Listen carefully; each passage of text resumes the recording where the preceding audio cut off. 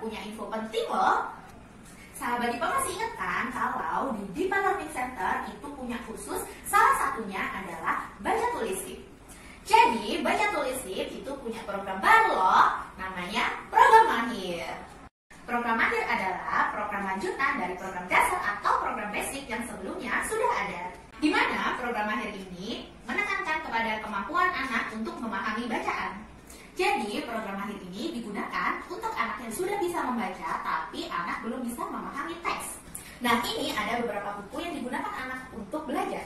Ada 4 buku aktivitas, 1 buku tulis, dan 1 buku tulis sambung. 4 buku aktivitas itu diantaranya adalah yang pertama buku fabel, kemudian ada buku moral, kemudian juga ada buku cerita rakyat, dan yang terakhir adalah buku sains. Ada 4 manfaat yang akan diperoleh anak jika mengikuti program Mahir ini. Yang pertama adalah meningkatkan kecerdasan linguistik atau kemampuan berbahasa. Yang kedua adalah meningkatkan kemampuan untuk memahami isi bacaan. Yang ketiga adalah meningkatkan kemampuan ekspresi dalam puisi dan lagu. Yang keempat adalah meningkatkan kemampuan mengolah kata menjadi cerita.